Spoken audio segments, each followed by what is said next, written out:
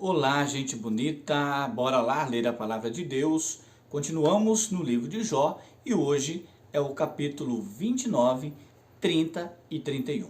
Aqui no capítulo 29, ele é conhecido como o capítulo do resumo da defesa de Jó.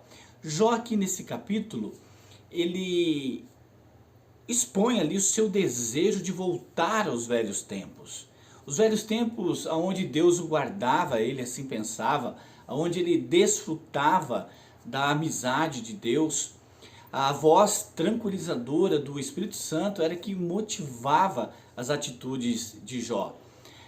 Jó, ele relembrou ali que ele tinha um lugar cativo na praça da cidade, os jovens o respeitavam, os idosos também. Jó era reconhecido na cidade, mas por que Jó ele era um homem diferenciado e reconhecido? Sabe por quê? Porque Jó ele refletia o caráter de Deus. É um grande exemplo para mim, quando eu leio esse capítulo e percebo as atitudes dele neste capítulo. E no capítulo 30, Jó agora, ele fala um pouco da miséria de vida ali que ele está passando, né? Do sentimento de abandono que ele está vivendo ali por Deus. Ele até diz ali a Deus, né? Por que o Senhor foi tão cruel comigo? Porque a mão, né, de Deus pesou tanto, ele crendo, acreditando nisso, né? Que fosse a mão de Deus pesando na vida dele. Mas a história de Jó, ela nos esclarece aqui algo fantástico, que existe um grande conflito cósmico, uma luta entre o bem e o mal, aonde tanto Satanás quanto Deus, eles querem o nosso coração. Deus ele luta pelo seu coração. Deus ele luta para a conversão do seu coração para o seu lado, para as coisas boas que Deus tem para você. E da outra maneira Satanás também. Então há um conflito entre o bem e o mal. E Deus ele não vai desistir do seu coração.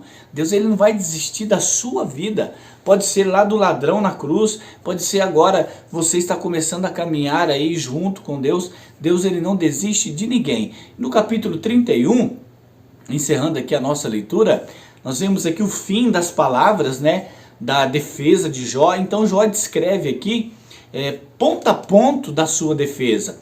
Ele declarou aqui que a sua integridade, que ele agia conforme a sua consciência, né? Como a sua consciência lhe permitia, ele não agia de outra maneira. E Jó trouxe à tona aqui os pecados do qual ele era acusado. E inocentemente, porque Jó ele não cometia nenhum pecado, né? Quando nós voltamos lá, né? Eu gosto sempre de lembrar isso, né? Que Deus ali o reconhece como alguém que se desviava do mal. Isso é importante, porque Jó se desviava do mal. Está explicado aqui que ele fala que ele fez uma aliança com os seus olhos.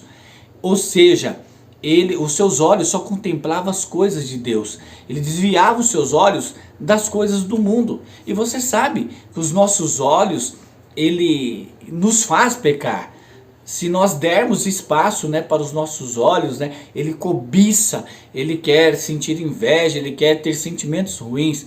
Jó então, ele é um homem íntegro, reto, obediente, ele guardava os mandamentos de Deus e era fiel no seu propósito. E eu acredito que você lendo aqui agora esses 3 capítulos, que o seu desejo no seu coração possa ser esse, de ser um pouquinho semelhante a este homem, andar firmemente nos caminhos de Deus. Não importa o que aconteça, mas se manter firme na palavra de Deus. Muitos têm usado Deus da boca para fora. Eu sempre falo que é o Deus do iFood. Quando eu preciso eu só dou uma ligadinha e eu recebo a bênção. Não é desta maneira. Nas lutas, nas batalhas, nos momentos de alegria, Deus tem que estar presente na nossa vida. E sermos obedientes, acima de tudo, à sua palavra. Meu querido, que você tenha uma abençoada leitura, que você possa ter um dia maravilhoso estudando a palavra de Deus. Que Deus abençoe você.